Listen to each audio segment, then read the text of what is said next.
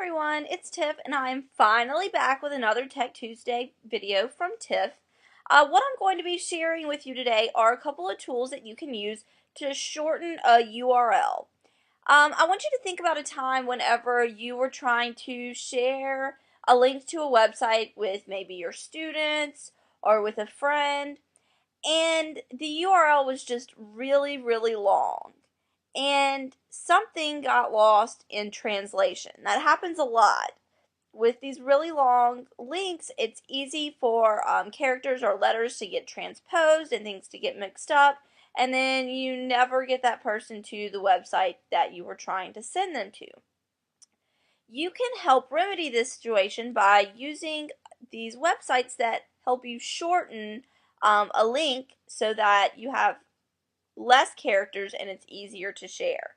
So I'm going to show you a couple of options. The first one is a website called Bitly, and it's bitly.com.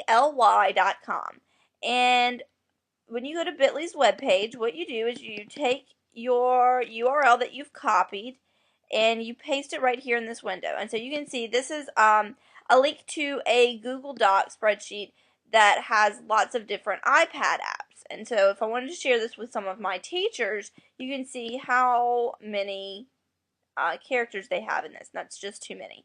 And so if I paste it in there and I click shorten, then it gives me this much simpler version. Or I can even, if I'm signed in, go in and customize it. So that's a cool thing that you can do too.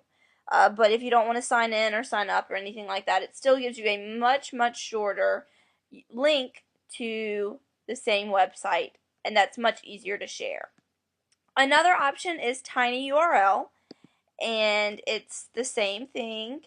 It's one that I first used when I was looking to shorten some links, and this one also lets you go in and customize the URL that you're going to use. So let's do iPad list. Let's see if I can do that one.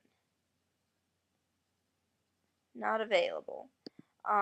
Let's do CMS share iPad apps. Alright, there we go.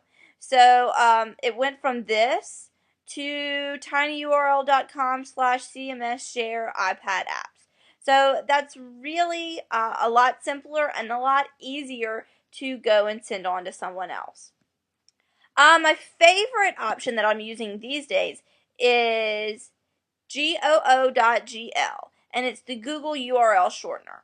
And as you can see, if you're signed into your Google account, you can see all of the long URLs that you've shortened and when they were created. So if I wanted to add a new one, I would just stick it in there and shorten, and it's going to add it to my list and give me that shortened URL.